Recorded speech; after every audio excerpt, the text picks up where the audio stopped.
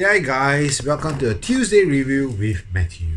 So as you guys have seen the last video on Saturday, I went to Ubin. I've done my self-imposed $50 challenge with a couple of bits that I bought off Kaiser, right? So I'm gonna go through them based on my experience I had on that day. What was the particular action the lures were giving out, and what I did to work my lure so to enable to catch the fish. Let's go down to the details. The lowest tide on the day was about zero. It is zero, and it's about 7 o'clock. First lure choice to use was the SGYAKATTACK, a subsurface lure which I believe dives unto about 1.5 feet or 1 feet to 1.5 feet, right? So it worked well because the water level was low, every fish was concentrated.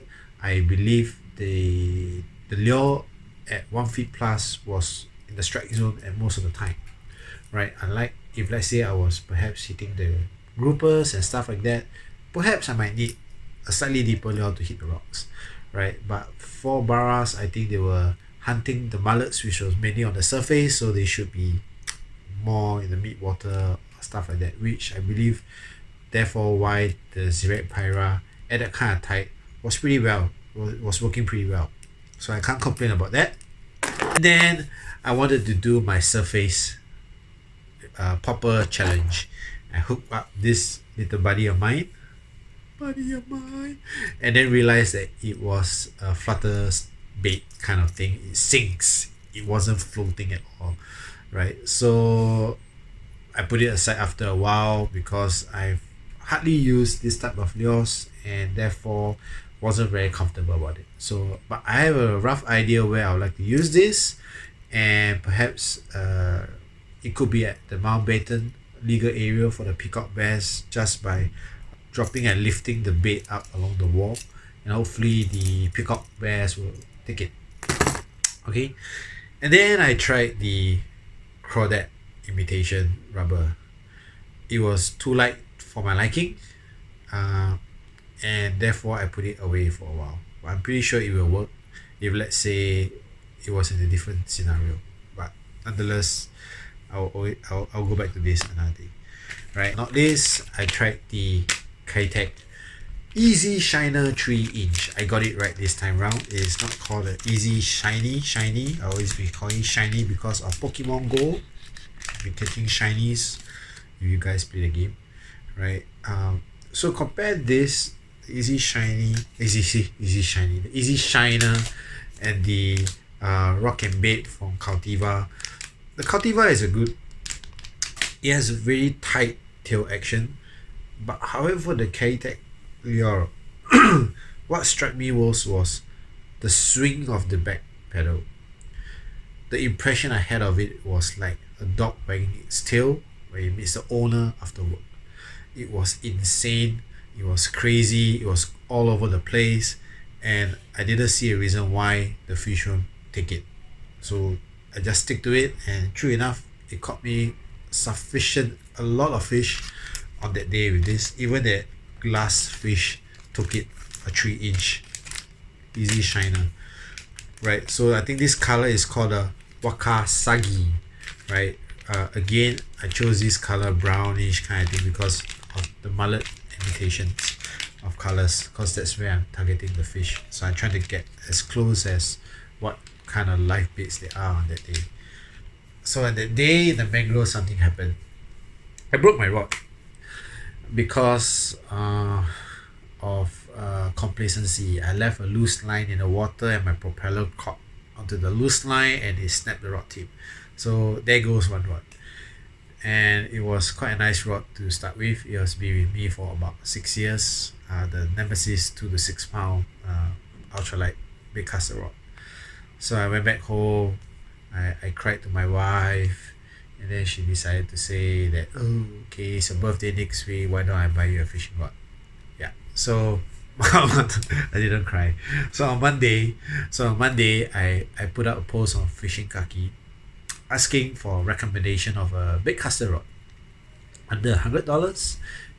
Suggestions were coming in quite fast, and then Leo Heavens Dave hooked me up asked me to come down and he will recommend a few rods to me.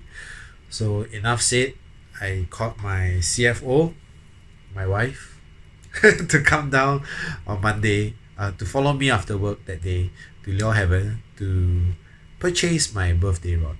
Dave was going around sourcing out what relevant rods would be for me, giving me his suggestions from Major Craft to Rapala to the feed rod.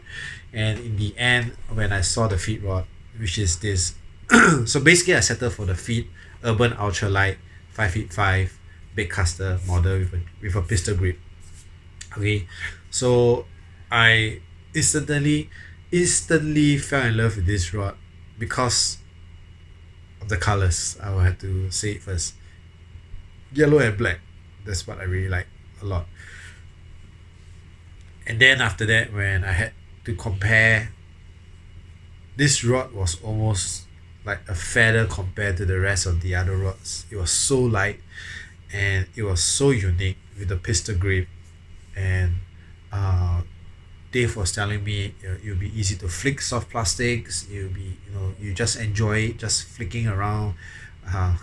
Sounds wrong, just flicking the wrist to cast the bait, and it will be so much fun to land fish on it and stuff like that. So I took the plunge. It was slightly above the $100 budget, but I think it was a good buy. So rushed back from work today, got my gears all set up. I paired it with my Abu 1005C. I got this reel at a steal at only 90 Sing dollars. It was missing a side cap, which was eventually given to me by Henry from Another Fly Story. Very nice friend of mine who had a spare side cap, passed it to me. Right, so I got it for $90 at Cash Converters back then. It looked really bad with all the gum and stuff like that. I just took it back, serviced it out, turned out to be an awesome reel for $90. I don't think it was a fine, man. It was a gem. Yeah. So it's now pairing the new Feed Urban Ultralight 5 feet 5 one piece bait caster rod. So looking forward to landing my first fish on this because I didn't land it today. In fact, I was outfished by my son today behind my house at the canal. But I did cast on this rod. It was good. It was really light, easy to cast out by wrist flicking, and soft plastics up to 3 grams, 4 grams, not a problem. So looking forward to fish on this rod really soon and land something on the kayak or on shore. So perhaps I might just bring it to work tomorrow and just rush on somewhere. So if you guys have any suggestions where to fish around Gull Circle, please do let me know. Right, even the drain is okay for tilapia. I will try it. So that's about it for this week review. So I hope you guys enjoy basically what I've just shared and what are my experience on using the Zirac Pyra and the Kaiser Easy Shiner, right? And if you ever had a chance to pop by Leo Heaven, please have a go on the Urban Feed 5 feet 5, or there's I think 2 or 3 other range, different colors. I think it was green and purple and the yellow was, I think, the shorter one of all, right? So yeah, just go give it a try. I'm sure you really love the lightness of it. Just go and check it out. Yeah. Thank you, Leo Heaven, for recommending this rod on such a short notice, right, to get me back on my ultralight casting stuff, right? So please do check them out. Their link and description will be below, right?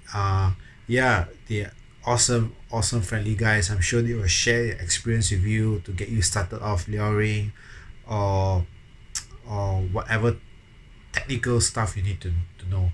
I'm even sure they have some kind of a Facebook show.